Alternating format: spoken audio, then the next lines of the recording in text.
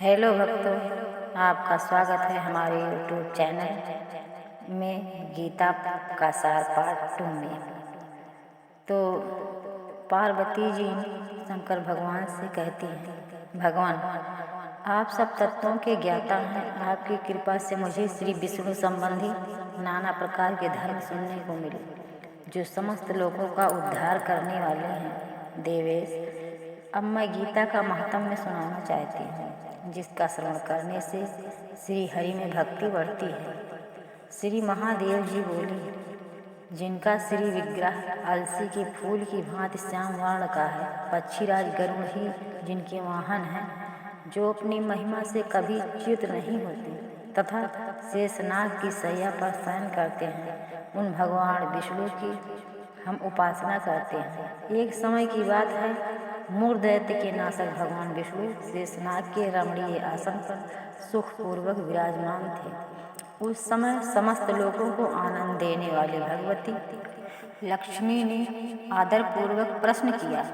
लक्ष्मी जी ने पूछा, भगवान आप संपूर्ण जगत के पालन करते हुए भी अपने ऐश्वर्य के प्रति उदासीन से होकर जो इस क्षीर सागर में नींद ले रहे हैं, इसका क्या कारण है?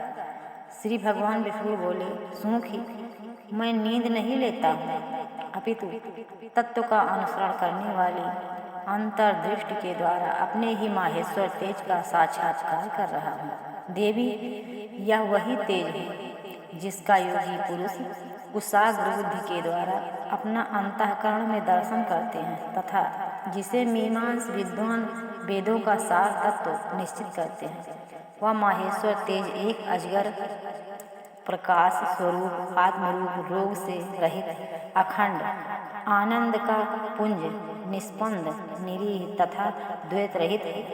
इस जगत का जीवन उसी के अधीन है, मैं उसी का अनुभव करता हूँ। देवेश्वरी, यही कारण है कि मैं तुम्हें नींद लेता सा प्रतीत हो रहा हूँ। श्री लक्ष्मी जी ने कहा, हे भगवान, आप ही योगी पुरुषों के ध्येय हैं। आपके अतिरिक्त कोई भी ध्यान करने योग्य तत्व है, यह जानकर मुझे बड़ा कौतूहल हो रहा है। इस चराचर जगत की सृष्टि और संहार करने वाले स्वयं आप ही हैं। आप सर्व सामर्थ हैं। इस प्रकार की स्थिति में होकर भी यदि आप उस परम तत्व से भिन्न हैं तो मुझे आपका बोध कराइए।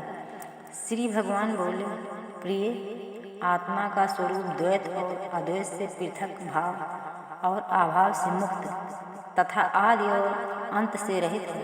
शुद्ध ज्ञान के प्रकाश से उपलब्ध होने वाला तथा परमानंद स्वरूप होने के कारण एकमात्र सुंदर है, वही मेरा ईश्वरीय रूप है। आत्मा का एक तत्व ही सबके द्वारा जानने योग्य है। गीता शास्त्र में इसी का प्रतिपादन है।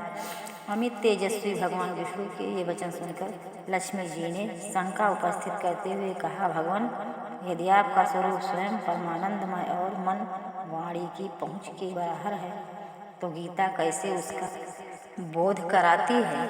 मेरे इस संदेह का आप निवारण कीजिए।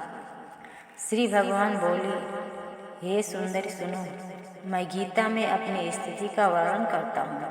क्रमशः 5 अध्यायों को तुम 5 मुख जानो, 10 अध्यायों को 10 भुजाएं समझो तथा 1 अध्याय को उदर और 2 अध्यायों को दोनों चरण कमल जानो। इस प्रकार यह 18 अध्यायों वाणी में ईश्वरीय मूर्ति ही समझनी चाहिए।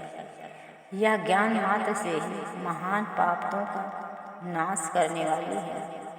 जो उत्तम बुद्धि वाला पुरुष गीता के 1 या आधे अध्याय का अथवा 1 आधे या चौपाई श्लोक का भी प्रतिदिन अभ्यास करता है, वह सुशर्मा के समान मुक्त हो जाता है। श्री लक्ष्मी जी ने पूछा, हे भगवान, सुशर्मा कौन था? किस जाति का था और किस कारण से उसकी मुक्ति हुई?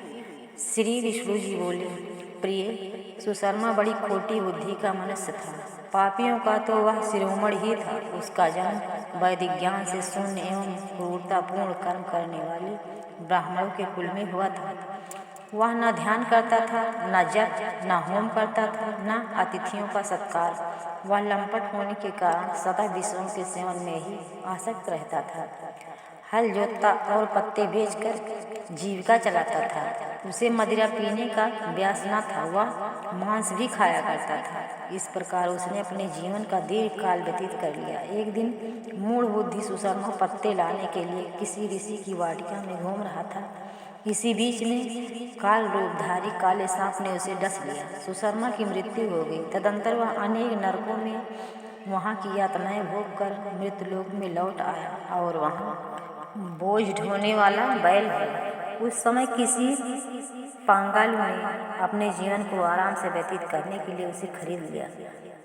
बैल ने अपनी पीठ पर पांग का भार ढोते हुए बड़े कष्ट से 7-8 वर्ष बिताए। एक दिन पांग ने किसी ऊंचे स्थान पर बहुत देर तक बड़ी तेजी के साथ उस बैल को घुमाया। इससे वह थक कर बड़े वेग से पृथ्वी पर गिर पड़ा और मूर्छित हो गया। उस समय वहाँ कौतूहलवश आकृष्ट हो बहुत से लोग एकत्रित हो गए। उस समय जन समुदाय में से किसी एक पुण्यात्मा व्यक्ति ने उस बैल का कल्याण करने के लिए उसे अपना पुण्य दान किया। तत्पश्चात कुछ दूसरे लोगों ने अपने अपने पुण्य को याद करके उन्हें उसके लिए दान किया। उस एक भीड़ में एक वैश्या भी खड़ी थी। उसे अपने पुण्य का पता नहीं था, तो भी उसने लोगों की देखा देखी उस बैल के लिए कुछ त्याग किया। तदंतर यमराज के दूत उस मरे हुए प्राणी को पहले यमपुरी ले गए। वहाँ एक विचार कर कि यह वैश्या के दिए हुए पुण्य से पुण्यवान हो गया है, उसे छोड़ दिया गया। फिर वह भूलोक में आकर उत्तम कुल और शील वाले ब्राह्मणों के घर में उत्पन्न हुआ। उस समय भी उसे अपने पूर्व जन्म की बातों का स्मरण बना रहा। बहुत दिनों के बाद वह अपने अज्ञान को दूर करने के लिए कल्याण तत्व का जिज्ञासु होकर वह उस वैश्या के पास गया और उसके दान की बात बतलाते हुए उसने पूछा, उससे तुमने कौन सा पुण्य दान किया था? वैश्या ने उत्तर दिया, वह पिंजरे में बैठा हुआ तोता प्रतिदिन कुछ पढ़ता था, उससे मेरा अंतःकरण पवित्र हो गया। उसी का पुण्य मैंने तुम्हारे लिए दान किया था। इसके बाद